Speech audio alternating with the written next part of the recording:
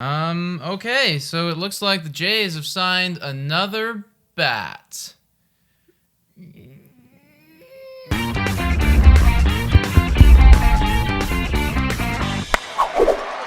Hello, everybody, and welcome to Blue Jays Today, where we always have something to say about the Blue Jays. I am your host, Adam Peddle. And I'm your host, Nicholas Playlock. And today, we got news that we just signed another batter, Marcus Semien? Semien? Yeah, Semien. For the purposes of this video, it will be Marcus Semien. And he is now on the Blue Jays for a 1-year, $18 million deal. But before we break down our thoughts, our reactions, what we think about it... That's a little preview. I said before we break it down. I know, that was a preview. It was like... Well, before we go further into breaking it down, please make sure to like, comment, subscribe to the channel, and become a Patreon member for $3 a month, and we will answer your question. So, answer my question, Adam. How do you feel about signing Marcus Semien to the team? I'm a little surprised. Like, I knew we wanted an infielder. Right. I knew we wanted an infielder. And, like, you know, obviously, Marcus Semien wasn't the one I was looking at. Especially, you know, they're saying he's a shortstop. We all know he's a shortstop. But they're going to move him over to second base. Which then now, as you could see, having Kevin Biggio on the team, it begins to start shuffling people. And somebody is going to be left out.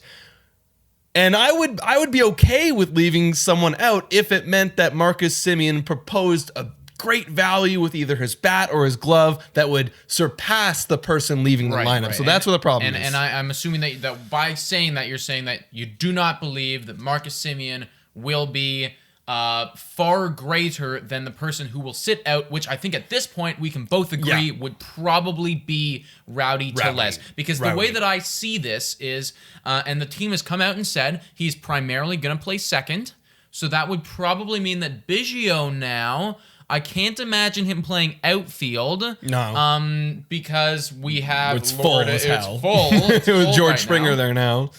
So I would imagine that he would probably move himself over to third base. Yep. And that would mean that Vladdy would move himself over to first base, where he primarily played last year. Yep. Which would also mean that with Bo at shortstop, Rowdy Tellez is probably going to be sitting out most games. Yeah. That's probably what that means. That's what that means. Right. And let's dive into that a little bit, right? Let's bring up Marcus Semien stats. I know you got Rowdy Tellez stats. Sure. Let's talk about who we'd rather have on the lineup. So, Marcus Semien had a really nice 2019. Really nice 2019. Yeah, really emphasize that 2019. Yeah. It's 20. After 8 seasons, this 1 year was really good. Hitting 285, 33 home runs, career high.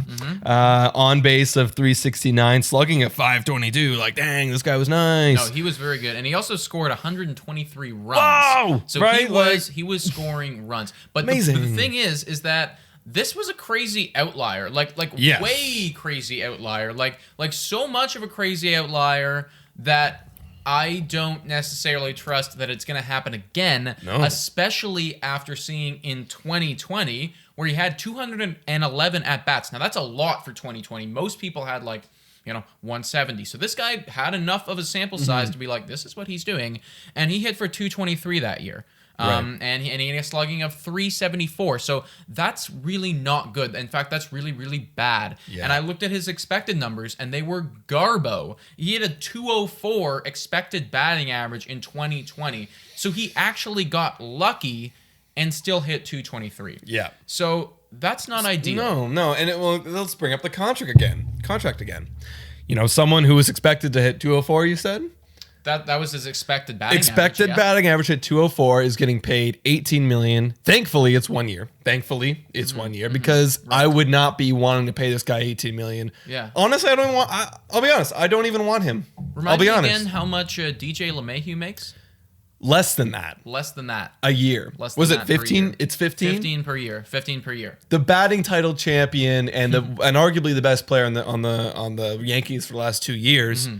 Gets paid $15 million a year. Yes. This guy, yes, it is a 1 year, so they might, compact it, but I still don't think that I think it's it's a definite overpay. I think that It's 18 million is a lot of money, especially for a guy who, like we said, has only had one really, really nice year. Now, if he does repeat his 2019 year, then we're going to be looking back at this and we're going to say, okay, excellent stuff. We got him down for a year. He really helped the lineup. But what's your confidence in that? If you put it into percent, what is your confidence that he will do anything remotely? This is a crapshoot. Whenever we go with percent of something, I'm going to say 12.5%. Okay. That sounds like a lot of math and hard work was put into that. Yeah, it was rough. It was a rough estimate. It's not high. It's not high is the point of that. And I don't expect him to repeat his 2019 year. I hope that he does better than 2020. Yeah. You know, and I think that we'll probably see like a 245 hitter. Something like that. Yeah, like his his career is 254 with that outlier year kind of balancing out the rest of his career. Right, yes. But yeah, you can expect like a 240 hitter before 2019. I mean, I'm just worried, and I got flashes when I was looking at his number of like a VR kind of situation where it was I see a lot of comparables right here. A lot of comparables. It's like they had, excellent year, and then in 2020 we got VR. It was like, oh, we got an all-star from 2019, and like he was awful. He was horrible. He was atrocious, Yeah. And now it's like VR is worth practically nothing. Exactly. And we traded for him for basically nothing, and he basically did nothing for us. Basically did nothing. I mean, let me try to find some positives here. He's a veteran infielder, and that's good for the young infielders. Good veteran presence. Good. For sure. We got two veterans now, Semien and George. I will say, maybe maybe Biggio at third does better than Guerrero would have. So therefore, it's like, we are getting better defensively. Yeah. It's a positive. Yeah. It's a positive. Yeah. Now, I also want to say, though, if we're projecting... We're saying that this guy, we expect him to hit somewhere between, 240, 250-ish, and hopefully, like, he is good running the bases. He's definitely good running the bases. He's got legs. That's a positive. Yep. He's good running the bases, and he can score runs. Would we rather have would we rather pay this guy $18 million a year to do that, or let Rowdy play? Let Rowdy play a full season and see what Rowdy can do. I'll give you my answer, and I want you to tell me those numbers to prove my answer right. Yeah, okay. I hope it does. I would rather have Rowdy play, to be honest. I would rather take that money, put it in a pitcher, because like now I'm kind of getting worried. Like, do we not want to get a pitcher? Because that's around the money that it would take to get a pitcher. That's what I'm saying, too, man. Is like that's $18 million that we don't have to spend now. And we don't have to spend. Yeah, now. right. It's like we don't have it, and that easily, I think, $18 million for 1 year that could have gotten us a Paxton or an Odorizzi or something like that. I think that would have been enough to get that job done. Right. Now prove to me why Rowdy's great. Well, first off, Rowdy doesn't cost a lot. In fact, Rowdy's super cheap. And we're gonna have him anyways. Yeah. Rowdy in 2020. Now I've been I haven't really loved Rowdy up until 2020. And in 2020, he hit for 283. He had an on-base percentage of 346 and a slugging of 540. To go along with that, he had an expected batting average that was very, very good, an expected slugging that was very, very good. His K rate was way down from what it had been his whole career.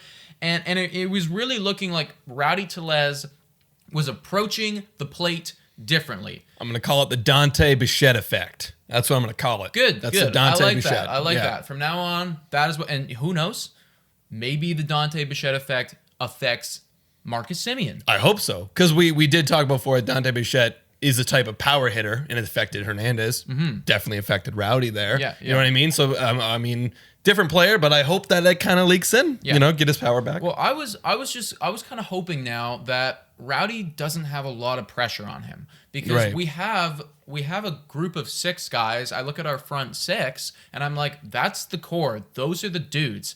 So I was kind of hoping that Rowdy, having not a lot of pressure on him, being in that 7, 8, maybe even 9 spot in the lineup. And he's guaranteed the job. Guaranteed the job. Like, would have been able to continue off of this season and have a breakout year. But now we're not going to get a chance to see that, I don't think, unless we trade someone of the starting lineup that I probably don't want to trade. Yeah, like it would have to be. Oh my god, like the only one. Okay, I'll be honest. The only one I would be willing to trade is Grichuk. You know what I mean? But then it's like you get stuck because Hernandez now has to do defensive stuff, and Hernandez sucks defensively. Right, and then like it's like, oh, like maybe we'll put Biggio back there because he played a lot of outfield last year. Like, you put Biggio back there, but then it's like, then who's gonna play third base? And who's gonna play? Then it's Brett like, Vladdy? why did we get this guy in the first place? If that we're gonna do all that. See, and this is why the Marcus Semien deal. Number one, I don't like the deal. I don't like the money, but because like I mean, we're Canadians, we have to overpay. Like we always have to overpay everyone. But I don't like the deal because now it kind of creates some problems. Because I was so happy with our current lineup, just giving every one of those guys a job every single day. Me too. So now Rowdy has to go out there and prove to himself, has to force the agenda a little bit with his at-bats.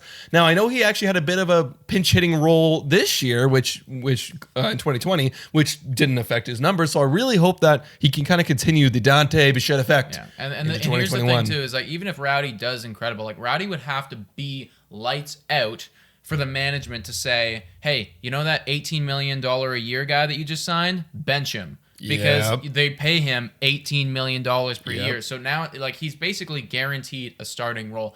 So if maybe we signed him to trade Grichuk or Rowdy to get a pitcher, okay, that's fine. If you got other plans going on, but as of right now, it's not a deal that I'm super happy about. Yeah, like I'm not happy with it, but you know what? Now that you bring that up, it's like, you know, we keep talking about like, you know, I don't want to.